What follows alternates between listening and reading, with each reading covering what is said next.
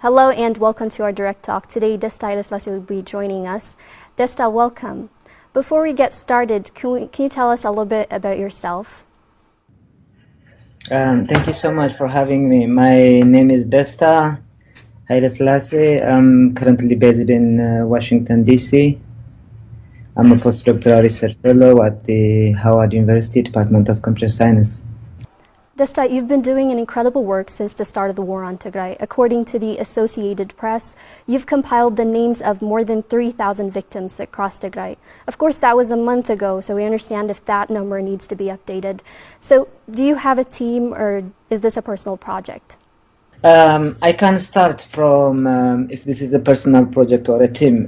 We have a team called, an online platform team called Tghat Media. So I am a member of Tghat Media, and what we do at Tghat Media is we compile the list of civilian victims of the war on Tigray. We document the destruction of civilian infrastructures in Tigray. We also write reports and analysis about the war on Tigray. Like he said, I had an interview with the Associated Press team back in November.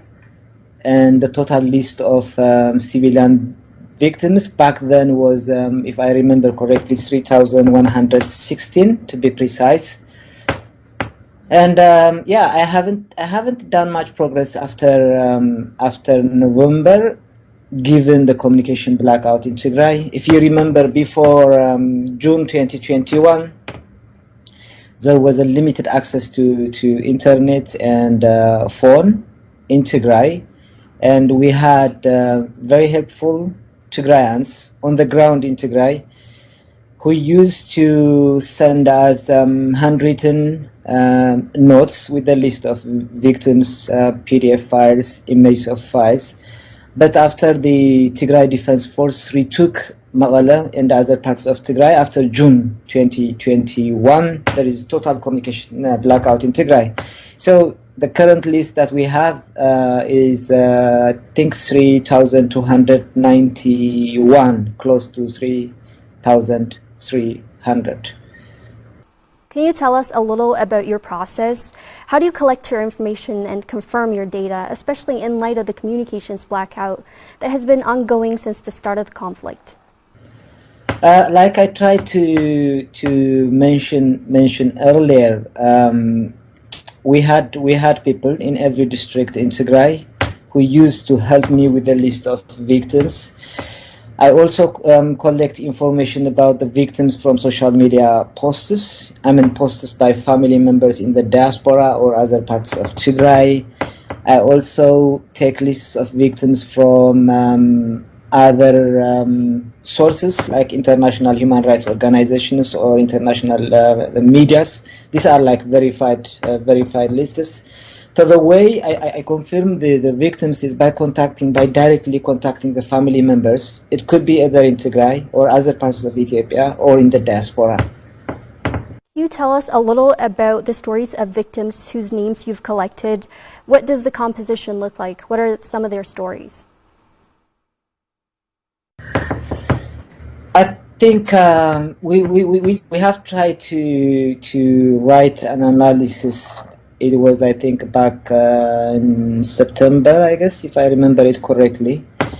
So the composition of the victims ranges from, for example, if we take age-wise, especially the barbaric Eritrean soldiers, they were targeting young men from the age of 10, 12 to 49.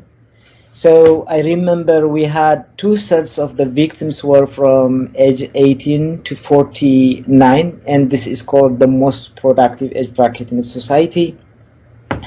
And if we see the analysis on a gender basis, so 91.8% of them were male, and 7.6% of them were female, and the rest 0.6% of them are unknown. And to answer, I think your first question was to tell you a story about the victims, right?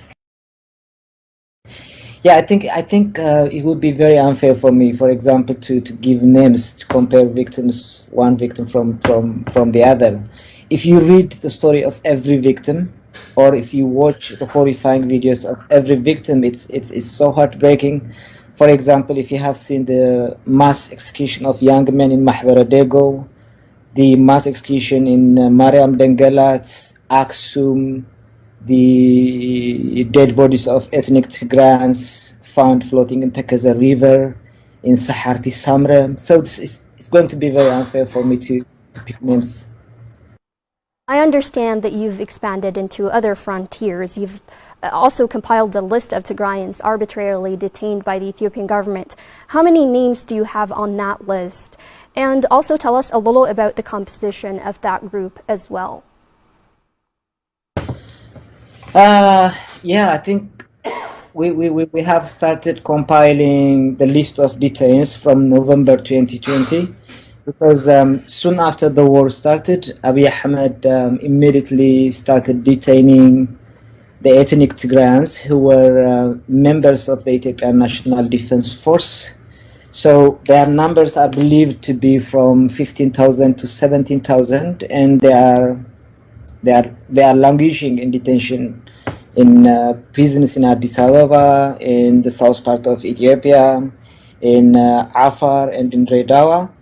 So we have been collecting data about the details about these ex-members of the Ethiopian National Defense Force, for example, in which location they are being detained, the number, their military rank.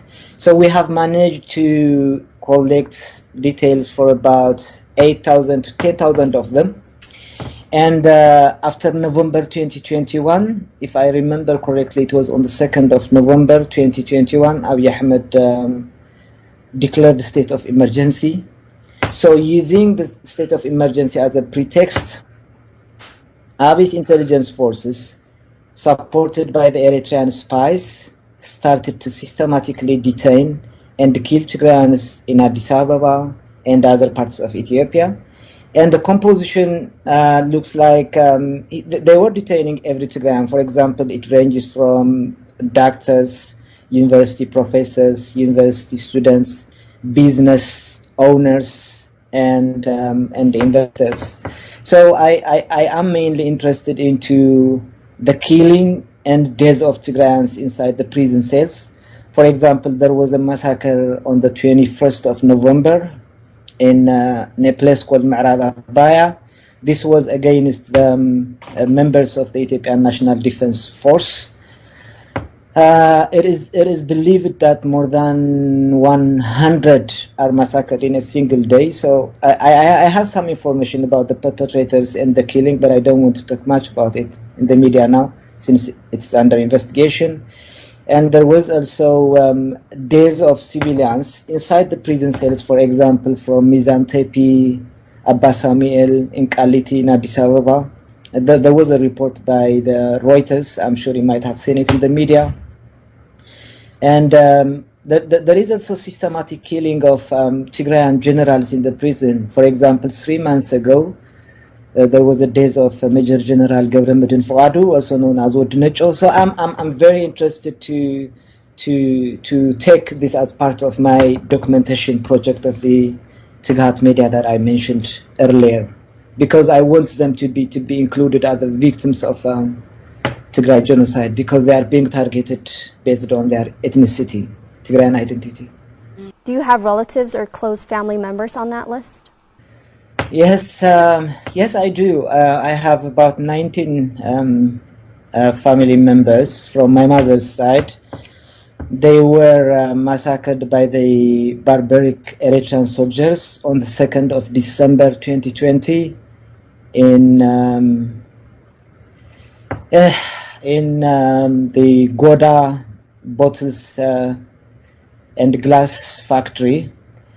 But to be honest, having relatives or family members in the list that I am doing, or that I have been doing for more than 21 months, it doesn't make it any different, because documenting what I have been documenting for more than 21 months, reading the stories and watching these horrifying videos, feels like everyone in the list is a close family member of mine.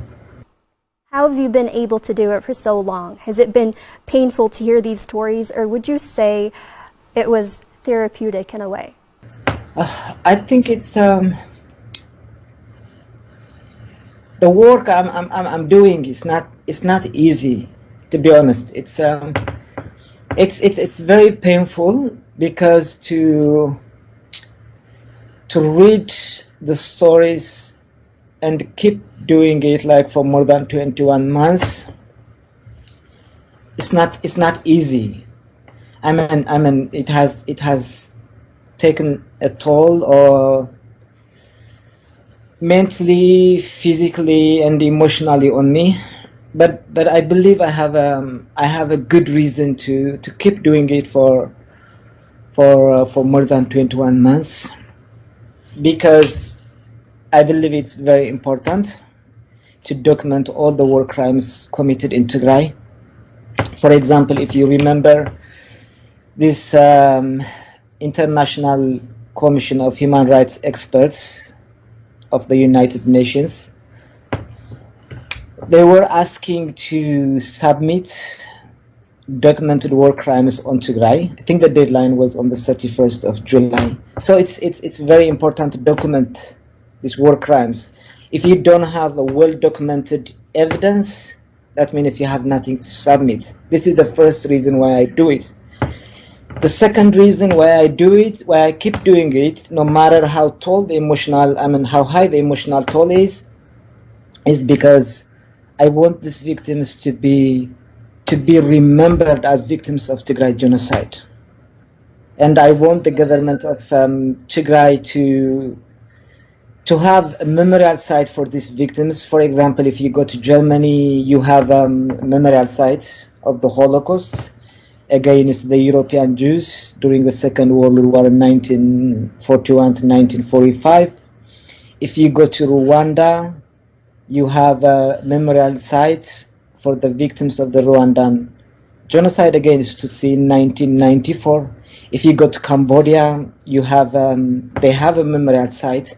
So I want these victims to be remembered. I want them to be part of the new books to be written about the war on Tigray. I want them to be included as in new movies and songs to be made about Tigray. So these are some of the reasons why I keep doing it. So no matter how high the emotional toll is, I will keep doing it until justice in any way is delivered to those victims and the people of Tigray. When was the last time you spoke to your family back home, Desta? I think the last time I talked to my mother was 4 months ago, and I hope she's alive. Thank you so much for joining us, Desta. Well, that wraps up this edition of our Direct Talk. Thank you for tuning in.